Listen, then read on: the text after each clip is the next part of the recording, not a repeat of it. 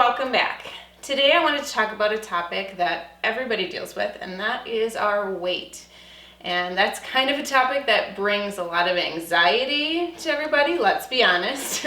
So I wanted to bring in somebody that has been through a significant weight loss journey. She's lost over 100 pounds and is an inspiration to many, especially myself, with her positive attitude and her drive. And not only can she probably kick my ass, but she is the sweetest person you'll ever meet. Please welcome my good friend, Katie Schrader. Thank you so much. I'm really excited to be here and to just talk to everybody who's listening in kind of about the journey that I've been through personally, and also hopefully giving some insight on how you can get your journey up and going, things to kind of expect throughout, the positives and both the negatives that can come along with that. Awesome. So let's start at the beginning. So did you struggle with your weight your whole life or later in life? When did that happen? If I really think back about like when this actually started, I'm smaller now than I was in middle school. So a majority of my life, I would say that I definitely spent in a larger body frame. Okay. And I mean, middle school is the worst. So you can say that again. Oh my gosh. So did you deal with a lot of bullying or any of that?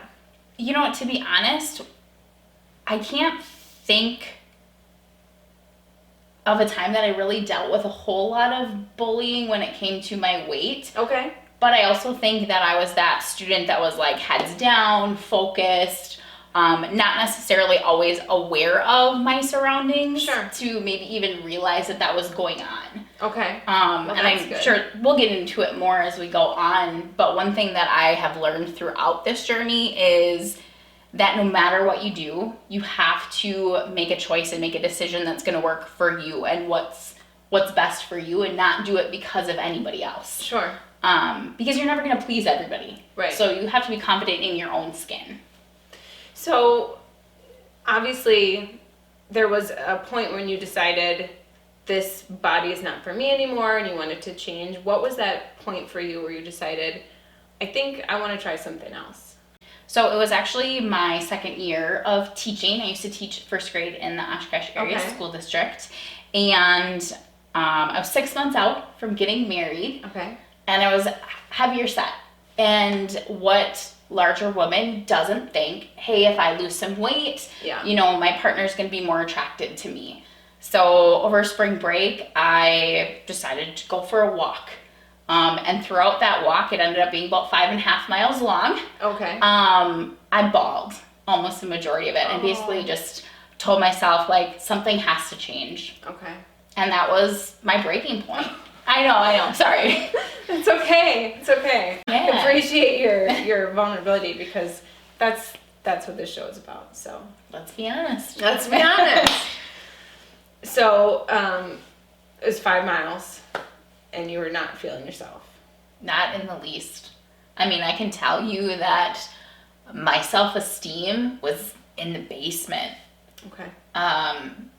Having gone through the journey that I have, I've done a lot of self-reflecting, a lot of growth just in general, you know, kind of shrinking and growing all at the same time, right?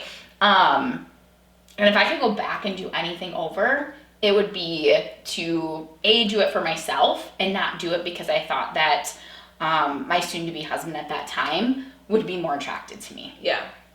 Because along the way, when you're not doing it for yourself, if you don't get that gratitude from the person that you are doing it for, it doesn't help you build that self-esteem. Right. It doesn't help you build that confidence. It has to be something that comes from within yourself. Yeah, absolutely.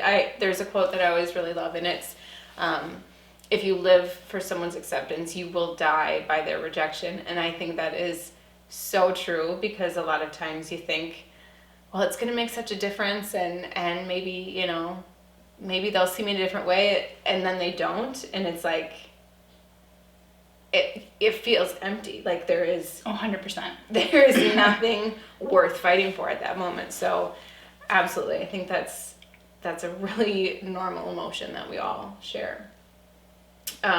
So what did you do to get started? What did you want to try first?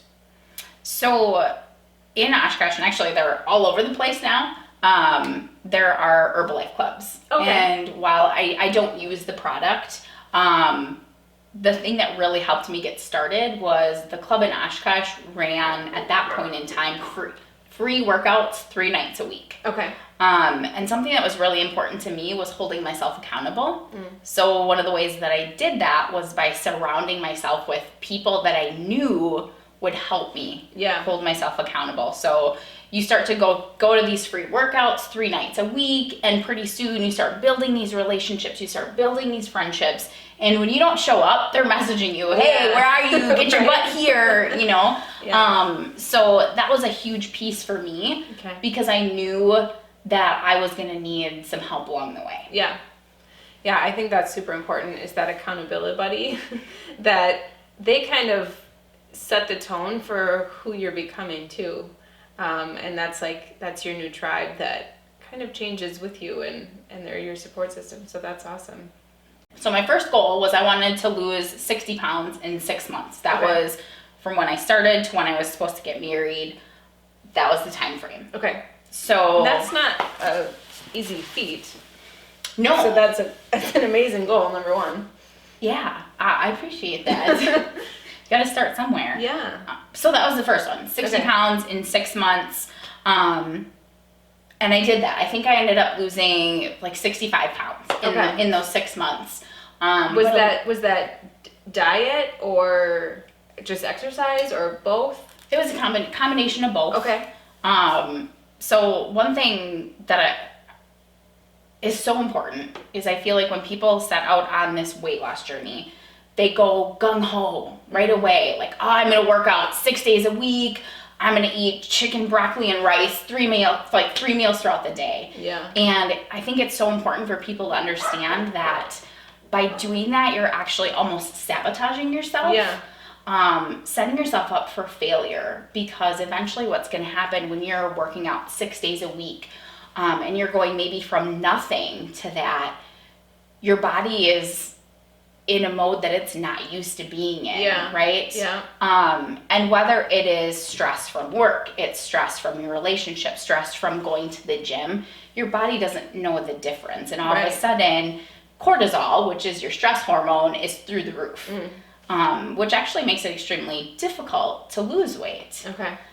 And then pretty soon you're pulling muscles and you're starting to resent this goal that you set out to lose weight. Sure.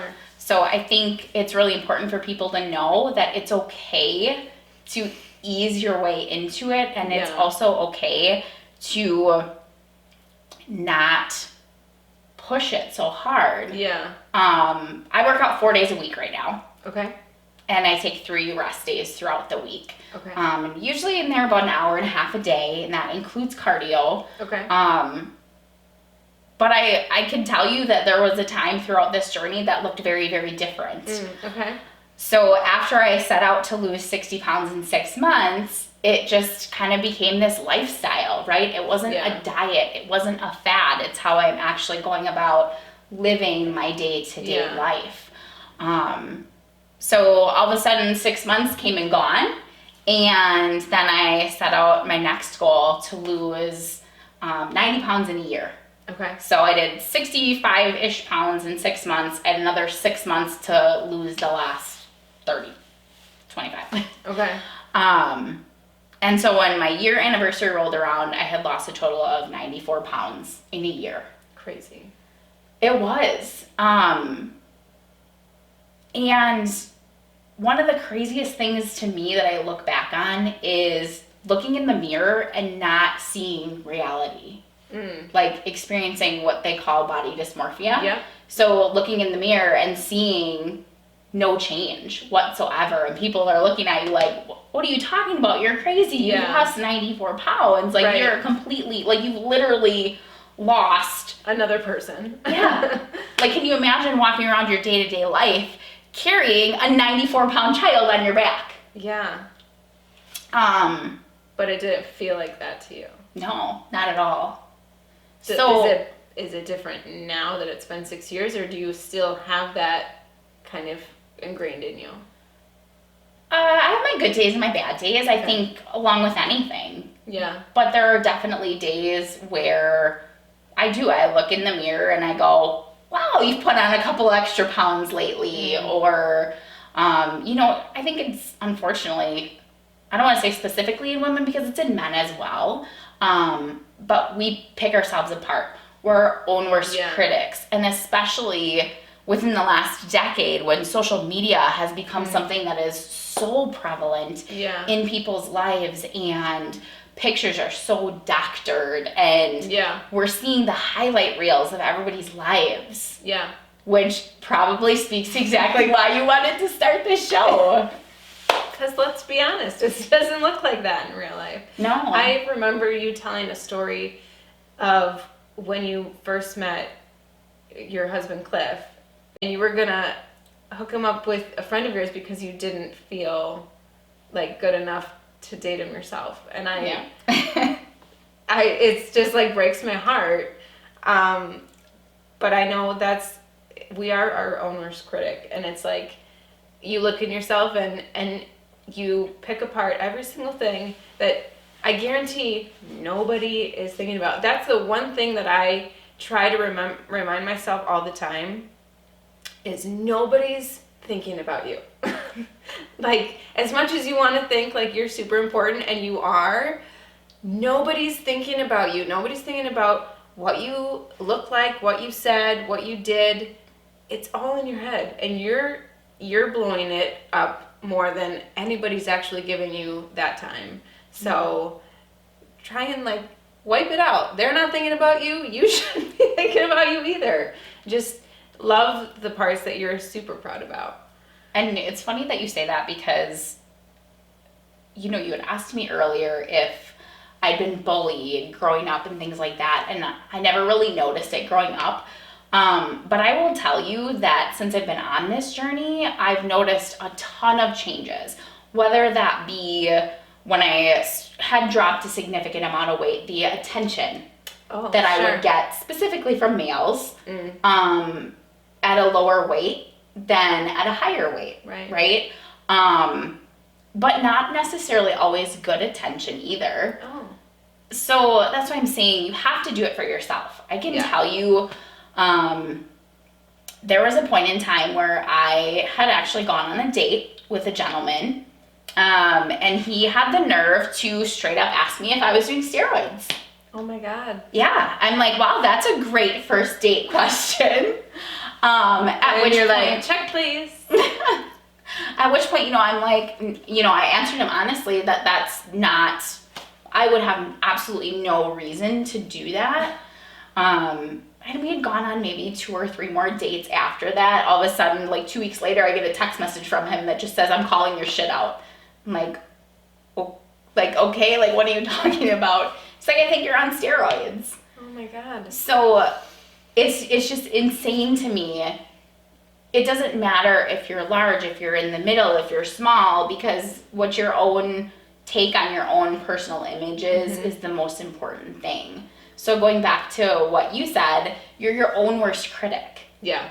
And sometimes when there are people who are casting those judgments, take a look at who they are in your life. Do they actually mean something to you? Right. Because if they don't, I'm going to give you a famous Cliff saying, chuck it in the fuck it bucket. Seriously. Yeah. What does it matter? Yeah. That's true. And I think it's really easy to fall into that place, especially if you have a pattern of being in that place. But again, it's the accountability buddies that they show you who is worth your time and who really values you for you. And you've probably seen people throughout your life that you're like, you're not serving me, just move on. So, it's my dogs. What do you do to stay motivated? Because I'm sure you have those days where then you like get back on the scale and you're like, I gained 5 pounds? Like, what? I've been doing so well. Like, when someone hits that point, what would you say to them? So motivation is a really tricky word and really hard topic. Okay. because I think it's the key factor that so many people look for. What keeps you motivated? Mm-hmm. How do you get out of funk when you're not motivated? And what it really boils down to is that there's gonna be a lot of days where the motivation isn't there. Yeah. So what I have found is, first of all, setting goals and coming up with a why. Why do you want to do this? What's your purpose for doing this? And let that be your driving factor. Yeah. Because on the days where your motivation is lacking, you need to have the dedication to your goal, the dedication to your why to drive you to be there. And those are truly the days that are going to make the difference. The days that you don't want to do it. Yeah. The days that you just want to go and eat the entire pint of ice cream. Right? Okay, maybe just have a bowl instead. Yeah. But I think what's cool about that is when you look back the day after the day that you didn't want to do it and you did it anyway, that's the motivation that's like, you can do this. Mm-hmm. Like you just did it and you had like the worst of your life and you still made it and you still hit your goal. You can do that. So I think just remembering the wins along the way is important too. Oh, absolutely. And I mean, like I said, I started with that group in Oshkosh, and some of the time you make so many memories and you meet so many people. And I think about like, they would run maybe every quarter. They would do like your mile run, how many sit-ups and how many push-ups you can do in a minute. Okay. And the first time that I was ever going to the club and they did this, I actually sprained my ankle on Monday, and they were doing it on Wednesday, and I showed up on Wednesday in a boot and walked the mile. But you showed up and you walked the mile. Mm-hmm. And that's exactly it. You have to show up for yourself. Wouldn't have done that. You have to show up for yourself. I think that's really important.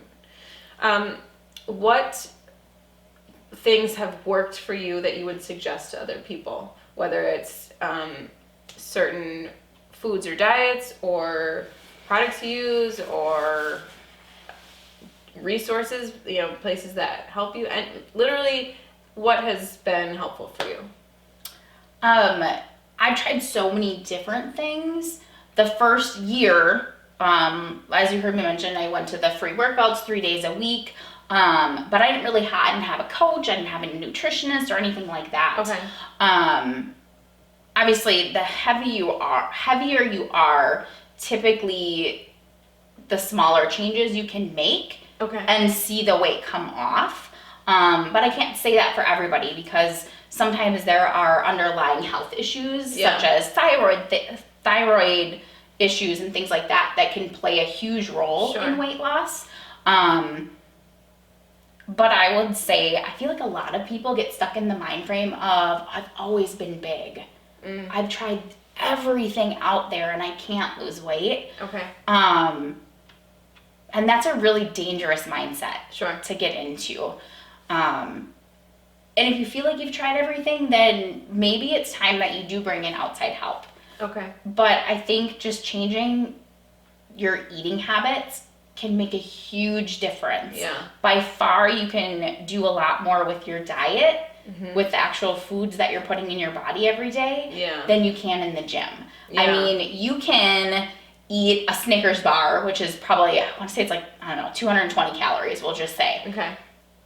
You would have to do so much cardio or go and do an hour and a half lift in the gym just to burn off that Snickers bar. Yeah. Yet it went down in your system in a matter of minutes, right? So it's really easy to make bad choices with your nutrition. Right. But with that being said too, sometimes, again, people go gung-ho and they want to restrict so heavily. And sometimes the more you restrict, the more you tend to binge. Yeah. And that's when you step on the scale the next day and you go, holy crap, I just put on 5 pounds. Right. Well, no, you didn't. A lot of that is bloating and water retention and things like that. Sure. But allowing yourself to have a treat here and there. Yeah. Right? You don't have to do chicken, broccoli, and rice every single meal, right? So starting by actually tracking your food. Okay. And I'm not saying that you need to do this all day long, every day, but get an idea of what you're actually eating. I know a lot of people will use like MyFitnessPal. And actually most people find that when they start tracking their food, that they're actually under eating. Which I was actually talking to my mom about this earlier this year, because I did end up hiring a coach. So December of 19, I started working with a coach that I absolutely love. Awesome. Because I needed to get in a better spot mentally. Yeah. Your mental health has so much to do with it. Your 100%. sleeping, your stress levels. Yeah. For me, I realized we had tried Noom for just like the trial period, and I didn't continue it, but for me, I realized that I eat as praise for myself. So, you know what, I had such a hard day. So I'm going to eat some ice cream and some chips and whatever else because I earned it, right? You deserve it. That's what my brain says to me. So I had to find a different reward system for myself, which turned to retail therapy, which I don't recommend. But figure out what that trigger is for you that makes you feel like, okay, whether it's I'm bored or, I'm feeling really low and that's when I eat. But for me, just being aware of when I decide to eat those things was a big win for me. And the new profile told you what kind of an eater you are. And I didn't keep going with it, but I thought that was enough to change my mindset too, is to realize when I'm doing it and why. Yeah. And it's interesting that you say that. And I'm not super familiar with Noom. I've heard about it. But obviously you have people who are out there and they're eating gluten-free. People who are doing the keto diet, people who are cutting out all fat. So there's all different kinds of things that are out there. Yeah. And I could sit here and tell you that I do support this or I don't support that. But at the end of the day, what it really boils down to is, how does it affect your body? So if you're eating, if you're doing keto, are you feeling super bloated? How's your digestion? But secondly, also boils down to, is it sustainable? Yeah. There's a statistic that is out there, which I actually recently read. It has been, it's actually false. So the statistic that I'm speaking about is that 95% of people who have a great weight loss do not keep it off for more than 5 years. In fact, put it all and more back on. So they in recent studies disproved that, but it is still a pretty high percentage of people who lose a lot of weight do put it back on, which is unfortunate because I think that actually almost makes people feel like, why even start? Yep. Mm-hmm. Which is so sad. Yeah. But at the end of the day, what's sustainable? Yeah. What can you see yourself doing? So if you're going to do keto and you're pretty much cutting out all carbs, can you keep doing that for the rest of your life? I can't. I love my carbs. Let me tell you, I had some toast before I came here. I need bread and cheese always. So that doesn't work out for me. But I think too, it's important to find the sustainable thing, but find what's going to make you happy. And again, that's for everybody a different weight. It might not be, the goal weight that you had planned, but it's what makes you feel happy and healthy that you can keep going at that lifestyle and be okay and feel your best self. So I just think it's not always a number. It's when you feel your best. I would 100% agree with that. When you were first talking to me about coming on the show, you had asked me how much weight I had actually lost. And I kind of laughed to myself because it's been a 6-year journey. Yeah. So over the course of the last couple of years, it's been anywhere from having lost 120 pounds to losing 100 pounds. So it does fluctuate back and forth. Yeah. And really just figuring out, like you said, what is sustainable, but also where are you going to be happy? Yeah. You know, I can remember a time where I thought I wanted to be a bodybuilder. Yeah. And that was when I had lost the most weight. So I was walking around with a 4-pack. But I can tell you that the amount of food I was eating wasn't healthy. The amount of time I was spending in the gym wasn't healthy. I was in the gym for an hour in the morning doing cardio. I went to work hour and a half, 2 hours after gym, and I would repeat that day in and day out. I was that girl who at that point in time brought Tupperware to all of my family functions, right? All of my food was weighed out. And while, don't get me wrong, that industry, that sport is still extremely fascinating to me, to see people push their bodies to their extremes. It's not where my heart's at. Yeah. And it's not for me where I want to see myself, because I want to get to that point. I have gotten to that point. I can say that successfully now. Yeah. Where I'm comfortable, you know, I'm going on vacation on Friday. And there's a time where I could say that I'd be freaking out right now. Like, oh my goodness, we're going to be eating out at least one meal every single day. I better not eat anything the rest of the day. So being able to get to a point where I'm still working on building that confidence. Yeah. And it's coming. It's something that we continue to work on every day. It's not something I'm ever going to stop working on. But the amount of calories I'm taking in every day is sustainable. I'll just be honest, I'm right around 2,000 calories a day right now, working out 4 times a week. Minimal cardio, just to really keep that heart health going. But if I miss a workout, it is what it is. Yeah. If I decide to go out and have a dessert with my husband because we haven't seen each other all week long because we've been working our butts off, I'm not going to go off the handle. Yeah, the scale's going to go up tomorrow morning. Yeah. But I've come to the realization that the scale is really just one measurement of how to gauge your success, but it can't gauge your happiness. Yeah. It can't gauge how your clothes fit. Yeah. And you know what? That scale might still be the same today as it was 4 months ago. But if that dress looks a lot better today than it did then, if you're walking around like you're feeling more confident in your own skin, then it's important we measure that way too. Yeah. Yeah, I totally agree. What would you say to anybody that wants to start, they don't know what to do,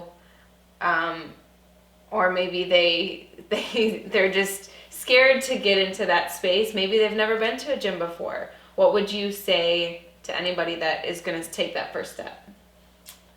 There's a lot that I want to say to them. I just think it's cool because I've been in their shoes. And so with that being said, I would probably tell them to jump in first, feet first. Do something, right? You don't have to, like I said, work out 6-7 days a week and really restrict your diet, but make small changes here and there and ride them out until you plateau, and then make another small change, and take things as they come. Don't be afraid to enjoy life still a little bit. You know, be able to go out and have fun with your friends and your family. Yeah. Enjoy your nieces and nephew's birthday. But also, don't half-ass it. If you're going to do something, always use your full ass. I also like what you've said before, too, is it's not a cheat day.